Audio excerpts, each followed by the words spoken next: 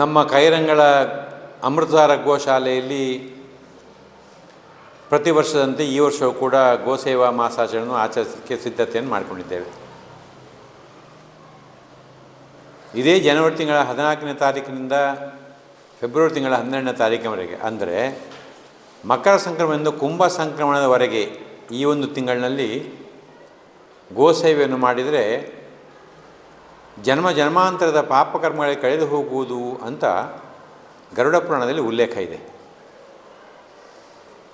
ಆ ಸಂಗತಿಯನ್ನು ಜನಮಾನಸಕ್ಕೆ ಮುಟ್ಟಿಸಬೇಕು ಮತ್ತು ಜನರಿಗೆ ಆ ತಿಂಗಳಿನಲ್ಲಿ ಗೋಸೇವೆ ಮಾಡಿ ಅವರ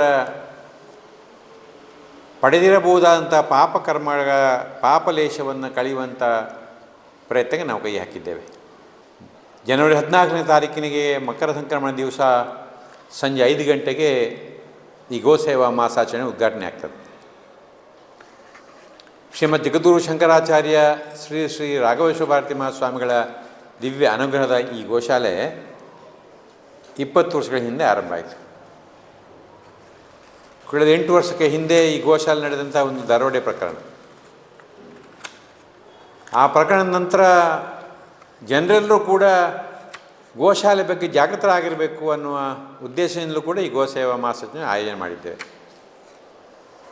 ಸಮಾಜದ ಎಲ್ಲ ಜನಗಳು ಇದರ ಕಡೆಗೆ ಗಮನ ಹರಿಸ್ತಾ ಇದ್ದಾರೆ. ಕಳೆದ ವರ್ಷಗಳಲ್ಲಿ ಈ ಭಾಗದ ಜನರು ಗೋಸೇವಾ ಮಾಸಾಚರಣೆಗೆ ತೋರಿಸಿದಂಥ ಪ್ರೋತ್ಸಾಹ ಅದು ತುಂಬ ಸಂತೋಷವನ್ನು ಕೊಟ್ಟಿದೆ. ಅದರ ಸ್ಫೂರ್ತಿಯಲ್ಲಿ ಈ ವರ್ಷ ಕೂಡ ಗೋಸೇವಾ ಮಾಸಾಚರಣೆ ಹಮ್ಮಿಕೊಂಡಿದ್ದೇವೆ. ನಾಡ್ದು 14ನೇ ತಾರೀಕಿಗೆ ಸಂಜೆ 5 ಗಂಟೆ ನಡೆಯುವಂಥ ಈ ಉದ್ಘಾಟನಾ ಸಮಾರಂಭದ ಅಧ್ಯಕ್ಷತೆಯನ್ನು ಇನುಳಿ ದುರ್ಗಾ ಪರಮೇಶ್ವರಿ ಸೋಮನಾಥೇಶ್ವರ ದೇವಸ್ಥಾನದ ಆಡಳಿತ ಮುಖ್ಯಸ್ಥರಾದ ಸನ್ಮಾನ್ಯ ಚಂದ್ರಾಸ ಪುಂಜಿರವರು ಅಧ್ಯಕ್ಷನ ವಹಿಸಿಕೊಳ್ಳಿಕ್ಕಿದ್ದಾರೆ. ಬಜ್ಪೆ ಕಳವಾರ್ನ ದೀನ್ರಾಜ್ ಅವರು ಈ ಗೋಸೇವಾ ಮಾಸಾಚರಣೆ ಉದ್ಘಾಟನೆ ಮಾಡಲಿಕ್ಕಿದ್ದಾರೆ. ಅದ್ರ ಜೊತೆಗೆ ಈ ಭಾಗದ ಸಾಮಾಜಿಕ ನೇತಾರರುಗಳು, ಧಾರ್ಮಿಕ ನೇತಾರರು ಈ ಕಾರ್ಯಕ್ರಮದಲ್ಲಿ ಭಾಗವಹಿಸ್ತಾರೆ. ಕಣಂದೂರು ದೇವಸ್ಥಾನದ ಆಡಳಿತ ಮುಖ್ಯಸ್ಥರಾದ ದೇವಪ್ರಸುಪ್ಪಯ್ಯತಾರವರು, ಕಣಂದೂರು ಕ್ಷೇತ್ರದ ನಾರೆಗುತ್ತು ಪದ್ಮನಾಭರೈ ಯಾನೆ ಮಂಜು ಭಂಡಾರಿಯವರು, ಕೂಟಜೆ ಕ್ಷೇತ್ರದ ಆಡಳಿತ ಮುಖ್ಯಸ್ಥರಾದ ಶೈಲೇಂದ್ರ ಭರತನಾಯಕರು, ಆ ಕ್ಷೇತ್ರದ ಮುಖ್ಯಸ್ಥರಾದ ಡಾಕ್ಟರ್ ಹರಿಕಿರಣ್ ಕಟ್ಟಿಯವರು, ಸುಭಾಷ್ ಧರ್ಮಗರ ಇವರು, ಚಂದ್ರಾಸ ಕಣಂತೂರವರು, ದೇರ್ಲಕಟ್ಟೆಯ ಸುರೇಶ್ ಆಚಾರ್ಯ ಅವರು, ನಿವೃತ್ತ ಯೋಧ ಪೂವಪ್ಪ ಕಡಮಾರವರು, ಹವ್ಯಕ ಸಮಾಜದ ನಾಯಕ ಪೆರಡು ತಿರುಮೇಶ್ವರ ಭಟ್ರು, ಹೀಗೆ ಸಮಾಜದ 10 ಹಲವು ಕ್ಷೇತ್ರಗಳಲ್ಲಿ ಮುಂಚೂಣಿ ಇರುವಂತಹ ಜನನಾಯಕರು ಈ ಕಾರ್ಯಕ್ರಮ ಉಪಸ್ಥಿತರಿರ್ತಾರೆ. ಪ್ರತಿ ದಿವಸವೂ ಕೂಡ ಬೆಳಿಗ್ಗೆ ಬೇರೆ ಬೇರೆ ಸಂಘಟನೆಗಳು ಬಂದು ಗೋಸೇವೆ ಮಾಡ್ತಾರೆ. ಗೋಶಾಲೆಯ ಎಲ್ಲ ಕೆಲಸಗಳನ್ನು, ಗೋಶಾಲೆಯನ್ನು ಸ್ವಚ್ಛಗೊಳಿಸುವುದರೊಂದಿಗೆ ಗೋವುಗಳಿಗೆ ಮೇವು ಕೊಡುವ ಕಾರ್ಯಕ್ರಮ, ಗೋವುಗಳಿಗೆ ಹಿಂಡಿ ಕೊಡುವುದು, ಗೋವುಗಳಿಗೆ ಅಕ್ಕಚ್ಚಿ ಕೊಡುವುದು, ಹೀಗೆ ಗೋಶಾಲೆ ನಿರ್ವಹಿಸಬೇಕಾದ ಎಲ್ಲ ಕೆಲಸ ಕೂಡ ನಿರ್ವಹಿಸ್ತಾರೆ. ಸಂಜೆ ಬೇರೆ ಬೇರೆ ತಂಡಗಳು ಬಂದು ಸಂಧ್ಯಾ ಭಜನೆಯಲ್ಲಿ ಪಾಲ್ಗೊಳ್ತಾರೆ. ಪ್ರತಿ ದಿವಸ ಕೂಡ ಈ ಭಾಗದ ಗೀತಾಜ್ಞಾನ ಯಜ್ಞ ಪಾರಾಯಣ ಬಳಗದವರು ಪ್ರತಿ ದಿವಸ ಭಗವದ್ಗೀತೆ ಪಾರಾಯಣ ಮಾಡ್ತಾರೆ. ಈ ತಿಂಗಳ ಮಧ್ಯದಲ್ಲಿ ಅಲ್ಲಲ್ಲಿ ಬೇರೆ ಬೇರೆ ಸಾಂಸ್ಕೃತಿಕ ಕಾರ್ಯಕ್ರಮ ಕೂಡ ಏರ್ಪಾಡು ಮಾಡಿಕೊಂಡಿದ್ದೇವೆ.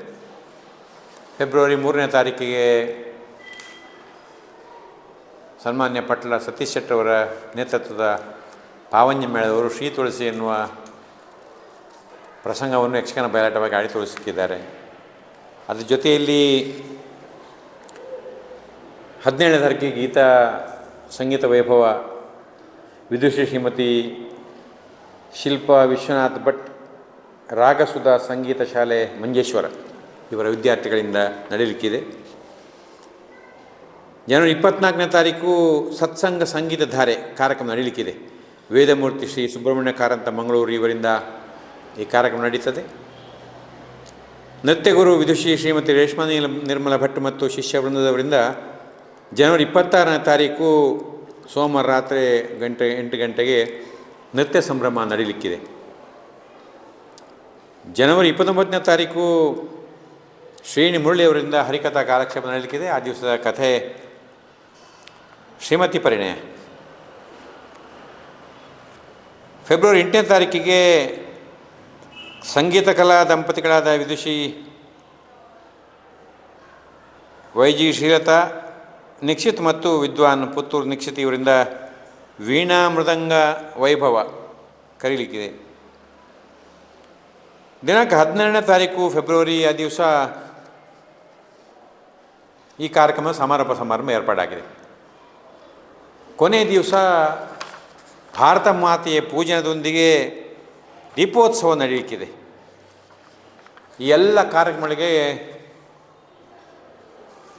ಎಲ್ಲರೂ ಕೂಡ ಬಂದು ಈ ಕಾರ್ಯಕ್ರಮವನ್ನು ಯಶಸ್ವಿ ಮಾಡಿಕೊಡಬೇಕು.